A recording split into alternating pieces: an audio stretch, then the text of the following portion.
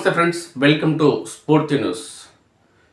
స్ఫూర్తి లైవ్ కార్యక్రమం వీక్షిస్తున్న మీ అందరికీ కూడా ధన్యవాదాలు తెలియజేస్తూ మన స్ఫూర్తి న్యూస్ను సబ్స్క్రైబ్ చేసుకుని మిత్రులుంటే దయచేసి మీరు సబ్స్క్రైబ్ చేసుకోండి మిత్రులారా. అదేవిధంగా మీ ప్రాంతానికి సంబంధించిన సమస్యలున్నా లేదంటే అభివృద్ధి కార్యక్రమాలున్నా ఖచ్చితంగా మా దృష్టికి తీసుకురండి. ఖచ్చితంగా మన స్ఫూర్తి న్యూస్లో ప్రసారం చేద్దాం మిత్రులారా.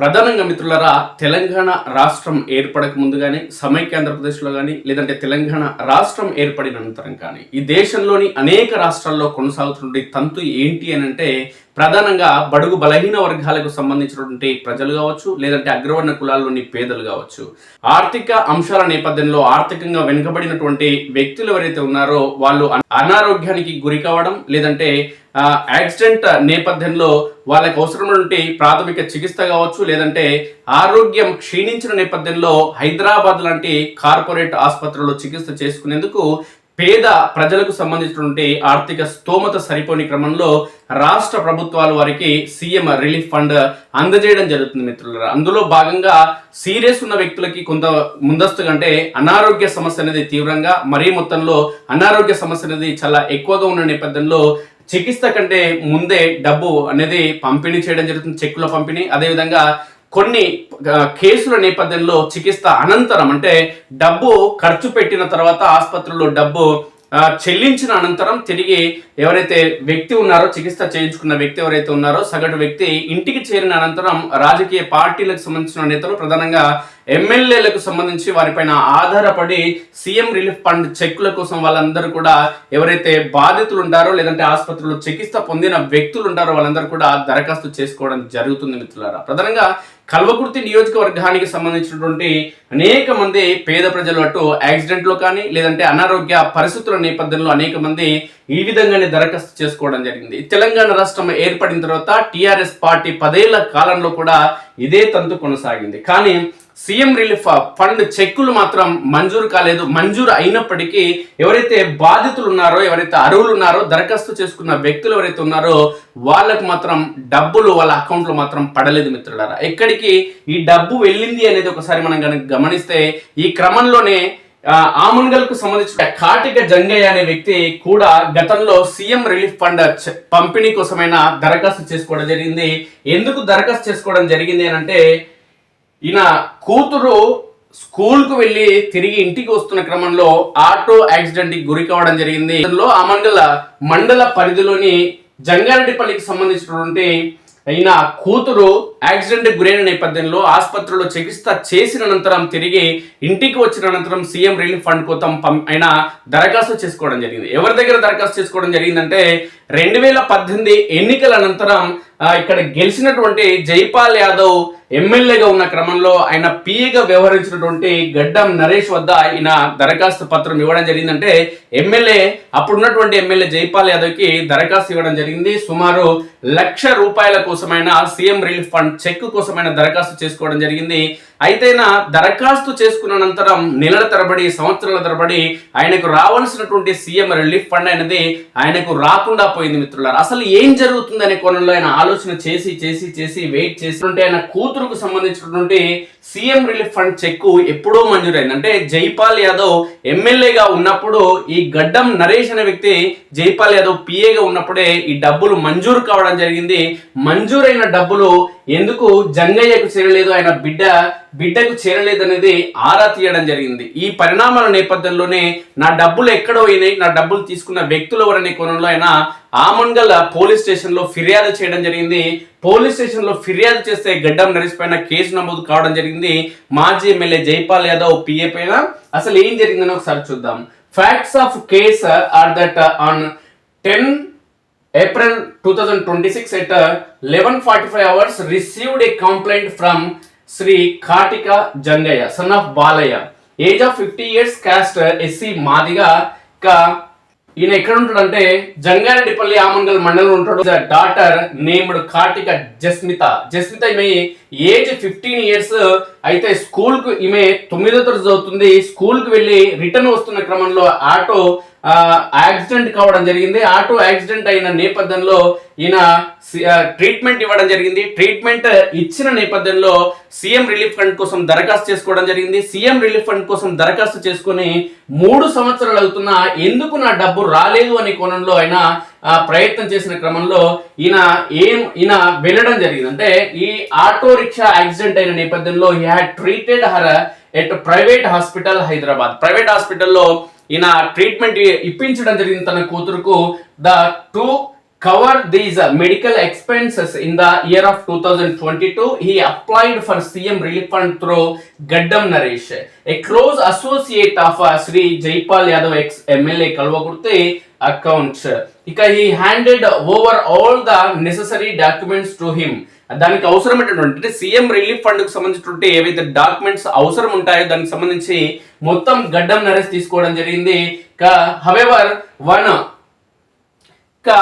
until now Gaddam Naresh kept telling him that the money had not sanctioned. ఇప్పటి వరకు కూడా ఎన్నిసార్లు తిరిగినా గడ్డం నరేష్ అనే వ్యక్తి డబ్బులు రాలేదు మంజూరు కాలేదని చెప్పడం జరిగింది.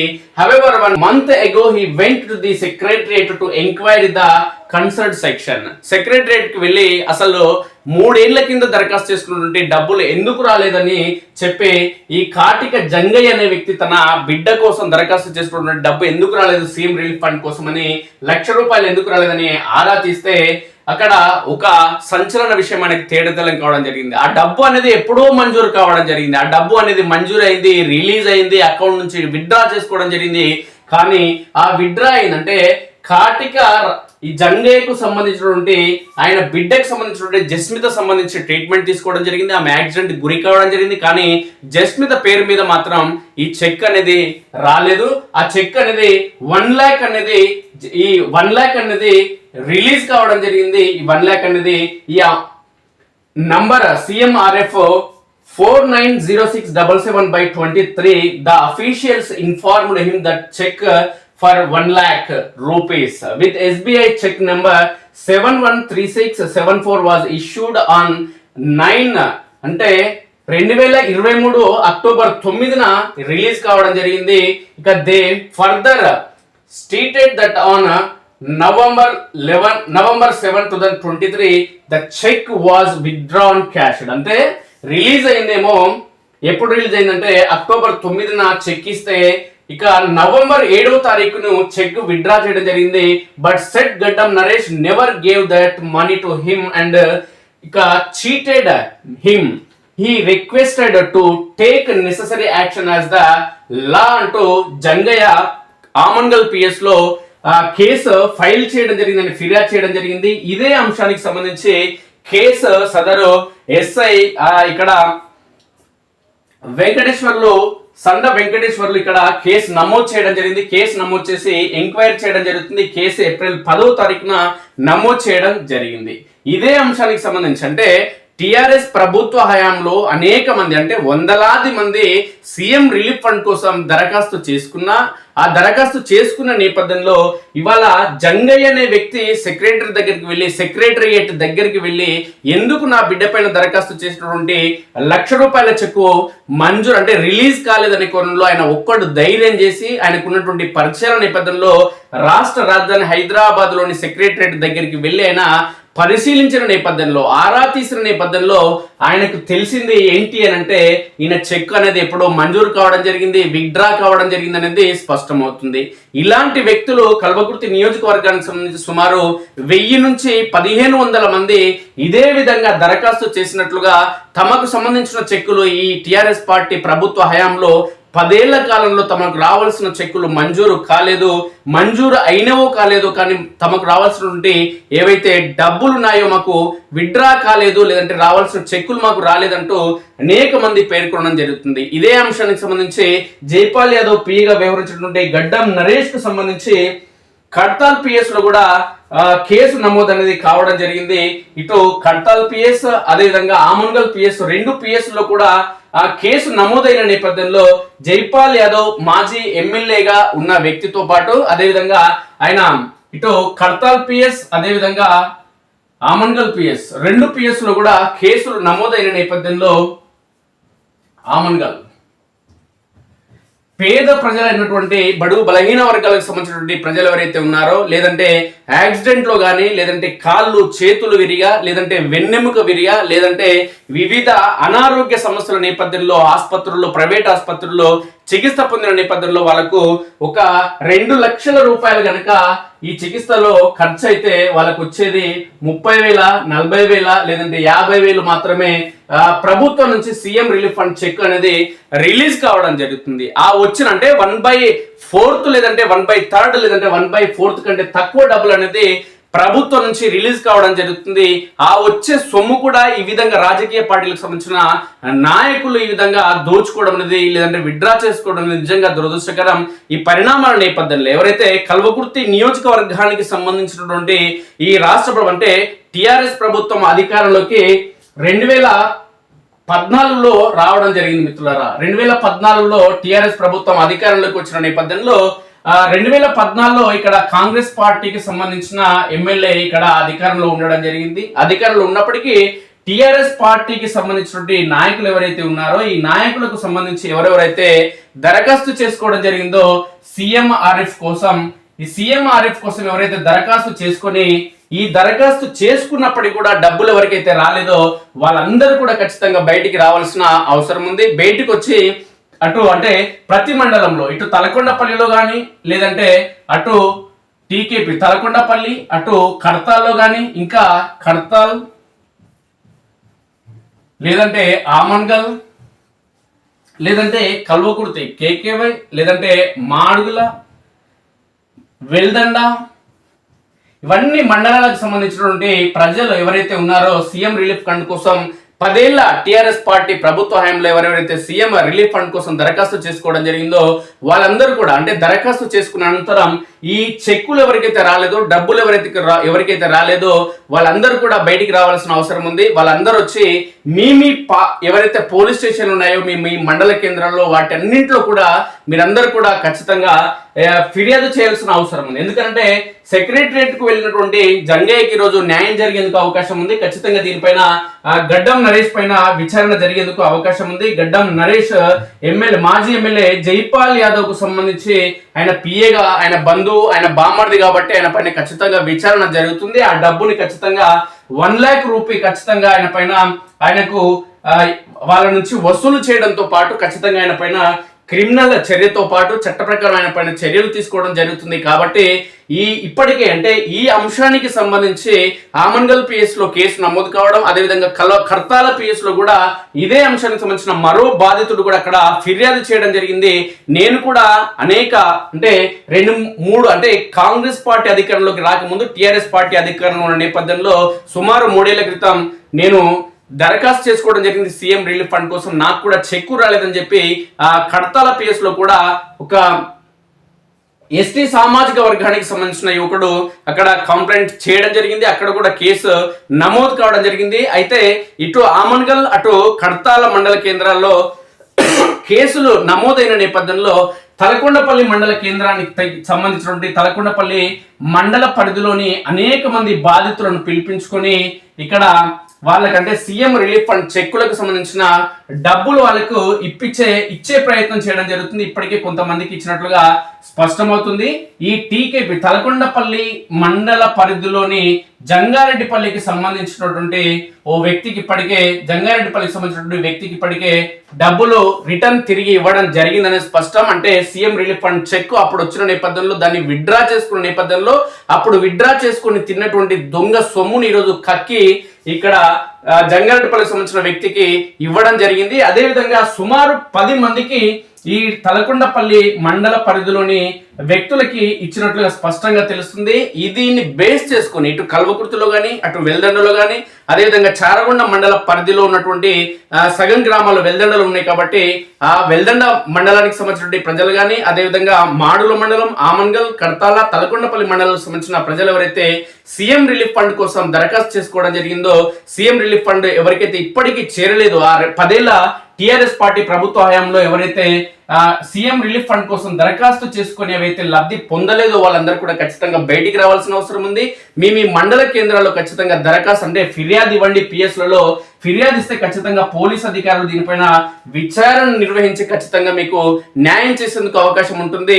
న్యాయం కోరని వ్యక్తులు ఎవరైతే ఉంటారో కనీసం అన్యాయం జరిగినప్పుడు న్యాయం కోసం బయటికి రాకుంటే మీకు న్యాయం చేసేందుకు ఎవరు కూడా ముందుకొచ్చే అవకాశం ఉండదు. అసలు మీకు అన్యాయం జరిగిందన్న విషయం కూడా బయట ప్రపంచానికి తెలియకుంటే మీ తరపున పోరాటం చేసేందుకు ఎవరు ఉండరు. కాబట్టి దయచేసి మిత్రుడు, కల్వకుర్తి నియోజకవర్గానికి సంబంధించినటువంటి ఎవరికైనా చెక్కులు గతంలో అంటే దరఖాస్తు చేసుకుని రాని వ్యక్తులు ఎవరైనా ఉంటే ఖచ్చితంగా మీ మండల కేంద్రాల్లో ఖచ్చితంగా దరఖాస్తు చేసుకోండి. ఒకవేళ ఎక్కడైనా పిఎస్లలో దరఖాస్తు ఇచ్చినా కేసులు నమోదు కనుక కాకుంటే మన స్ఫూర్తి న్యూస్ కూడా మన స్ఫూర్తి న్యూస్ ను కూడా మీరందరూ కూడా సంప్రదించవచ్చు. దానికోసం మీరు చేయాల్సింది 8919793547 నెంబర్కి మీరు సమాచారం ఇవ్వచ్చు. అదేవిధంగా గతంలో ఎవరైనా దరఖాస్తు చేసుకునే సీఎం రిలీఫ్ చెక్కులు మంజూరు కాని వ్యక్తులు ఉంటే లేదంటే పోలీసుల దగ్గరికి వెళ్ళినా మీకు న్యాయం జరగకుండా ఖచ్చితంగా మన స్ఫూర్తి న్యూస్ ను సంప్రదించవచ్చు. ఖచ్చితంగా మీకు న్యాయం చేసేందుకు మన స్ఫూర్తి న్యూస్ ఖచ్చితంగా ముందుంటుంది అనేది స్పష్టంగా తెలుస్తుంది మిత్రులారా. అయితే సీఎం రిలీఫ్ ఫండ్ చెక్కులకు సంబంధించినటువంటి ఈ డబ్బులను తిన్న నేపథ్యంలో పేద ప్రజల నోటికాడి బుక్కని కావచ్చు, లేదంటే పేద ప్రజలు అంటే బడుగు బలహీన వర్గాలకు సంబంధించినటువంటి కల్వకుర్తి నియోజకవర్గానికి సంబంధించినటువంటి ఎస్సీ ఎస్టీ బీసీ మైనార్టీ వర్గాలకు సంబంధించిన ప్రజలతో పాటు అగ్రవర్ణ కులాలకు సంబంధించినటువంటి పేద ప్రజలు ఎవరైతే ఉన్నారో వాళ్ళకు సంబంధించి అనారోగ్య సమస్యల నేపథ్యంలో కావచ్చు, యాక్సిడెంట్లైన నేపథ్యంలో వాళ్ళ కుటుంబ ఆర్థిక పరిస్థితి అగమ్య గోచరంగా ఉన్న నేపథ్యంలో బంధుమిత్రులు కానీ రాజకీయ పార్టీలకు సంబంధించిన నాయకులు కానీ ఎవరు కూడా దరిచేరి వారికి ₹1 ఆర్థిక సాయం అందించని క్రమంలో వాళ్ళకి రాష్ట్ర ప్రభుత్వం నుంచి సీఎం రిలీఫ్ ఫండ్ చెక్కులు పంపిణీ చేసిన నేపథ్యంలో వాళ్ళకి కొంత ఆసరగా నిలవనున్న నేపథ్యంలో ఈ తంతు అనేది దశాబ్దాలుగా కొనసాగుతున్న నేపథ్యంలో కల్వకుర్తి నియోజకవర్గానికి సంబంధించి టీఆర్ఎస్ పార్టీ ప్రభుత్వ హయాంలో కనీసం సీఎం రిలీఫ్ ఫండ్ చెక్కులను కూడా సంబంధించినటువంటి ఎవరైతే లబ్ధిదారు ఉన్నారో వాళ్ళకి ఇవ్వకుండా ఈరోజు వారి నోటికాడి బుక్కను అంటే నాడు అధికారంలో ఉన్నటువంటి టీఆర్ఎస్ పార్టీకి సంబంధించిన నాయకులు ఈ విధంగా గద్దల్లాగా భోంచేయడం అనేది నిజంగా దురదృష్టకరం. అలాంటి వ్యక్తులపైన ఖచ్చితంగా ఎవరైతే బాధితులు ఉన్నారో బాధితులందరూ కూడా బయటకు వచ్చి అలాంటి వారిపైన ఖచ్చితంగా పోలీస్ స్టేషన్ లో ఫిర్యాదు చేయాల్సిన అవసరం ఖచ్చితంగా ఉంది. ఎవరు తమకు సంబంధించిన చెక్కులను గద్దల్లా భోంచేయడం జరిగిందన్న విషయం పోలీస్ అధికారులు తేటతెల్లం చేయడం జరుగుతుంది. కాబట్టి అలాంటి వారిపైన చట్ట ప్రకారం చర్యలు తీసుకోవడం జరుగుతుంది. కాబట్టి ఎవరైతే లబ్ధిదారులు ఉన్నారో ఎవరైతే బాధితులు ఉన్నారో వాళ్ళందరూ కూడా బయటికి రావాల్సిన అవసరం ఉంది. ఇలాంటి ప్రజా సంక్షేమం కోసం అందిస్తున్నటువంటి సీఎం రిలీఫ్ ఫండ్ చెక్కుల గురించి ఈ బాధితులు బయటికి రావడంతో పాటు కాంగ్రెస్ పార్టీ ప్రస్తుతం అధికారంలో ఉంది కాబట్టి ఇక్కడ ఉన్నటువంటి ప్రజాప్రతినిధులు కావచ్చు లేదంటే రాజకీయ నాయకులు కూడా బాధ్యతాయుతంగా వ్యవహరించి నాడు అధికారంలో ఉన్నటువంటి నాడు ప్రభుత్వంలో కొనసాగించినటువంటి వ్యక్తులు ఎవరైతే ఉన్నారో వాళ్ళు ఎన్ని సీఎం రిలీఫ్ ఫండ్ చెక్కులు కల్వకుర్తి నియోజకవర్గానికి మంజూరు కావడం జరిగింది, ఎంతమంది దరఖాస్తు చేసుకోవడం జరిగింది, ఎంతమంది దరఖాస్తు చేసుకుంటే ఎన్ని వందల సీఎం రిలీఫ్ ఫండ్ చెక్కులు అనేది లేదంటే లబ్ధిదారుల అంశానికి సంబంధించి చెక్కులకు సంబంధించిన అంశం పెండింగ్ లో ఉందన్న అంశం పైన సమగ్రమైన విచారణ జరిపించాల్సిన అవసరం ఉంది. ఖచ్చితంగా 2014 నుంచి 2023 కాంగ్రెస్ పార్టీ అధికారంలోకి వచ్చే వరకు మొత్తం 10 ఏళ్ల పాటు టీఆర్ఎస్ పార్టీ ప్రభుత్వ హయాంకి సంబంధించి సీఎం రిలీఫ్ ఫండ్ చెక్కులు ఎంతమంది దరఖాస్తు చేసుకోవడం జరిగింది, ఎన్ని రిలీజ్ కావడం జరిగింది, రిలీజ్ అయిన నేపథ్యంలో అవన్నీ కూడా లబ్ధిదారులకు ఇవ్వడం జరిగిందా లేదంటే ఈ విధంగా మధ్యలోని వ్యక్తులు అధికారాన్ని అనుభవించిన వ్యక్తులు ఎవరుతున్నారో వాళ్ళు మధ్యలోనే భోంచేయడం జరిగిందా, ఇవన్నింటిపైన ఖచ్చితంగా కాంగ్రెస్ ప్రభుత్వం అధికారంలో ఉంది కాబట్టి ఖచ్చితంగా ఆరా తీయాల్సిన అవసరం ఉంది. ప్రత్యేకంగా ఈ అంశానికి సంబంధించి ప్రత్యేకంగా ఆరా తీయడంతో పాటు దీనికి సంబంధించి చర్చా వేదికలు నిర్వహించడమా లేదంటే ప్రజలకు అవగాహన కల్పించడమా లేదంటే దీనికి సంబంధించినటువంటి ప్రత్యేక నివేదిక తెప్పించుకొని ఖచ్చితంగా ఆ బాధితులు ఎవరైతే ఉన్నారో వాళ్ళ తరపున రాష్ట్ర ప్రభుత్వం వాళ్ళకి న్యాయం చేసే విధంగా ప్రయత్నం చేయడంతో పాటు దీనికి అవినీతి అక్రమాలు చేయడం జరిగిందో సీఎం రిలీఫ్ ఫండ్ చెక్కులను ఎవరైతే గద్దల్లా భోంచేయడం జరిగిందో వాళ్ళపైన ఖచ్చితంగా చర్యలు తీసుకోవాల్సిన అవసరం ఉంది. అదేవిధంగా ఇలాంటి వ్యక్తులు రాజకీయాల్లో కనుక కొనసాగితే భవిష్యత్తులో కూడా ప్రజా సంక్షేమ పథకాలతో పాటు సీఎం రిలీఫ్ ఫండ్ చెక్కులను కూడా భోంచేయడం అనేది ఈ ప్రాంతానికి తీవ్ర నష్టాన్ని చేకూరుస్తుంది. బడుగు బలహీన వర్గాలకు సంబంధించిన పేద ప్రజలు ఎవరైతే ఉన్నారో వాళ్ళు ఆర్థికంగా మరింత లోతుల్లోకి కూరుకుపోయే అవకాశం ఉంది. కాబట్టి ఇలాంటి వారిపైన ఖచ్చితంగా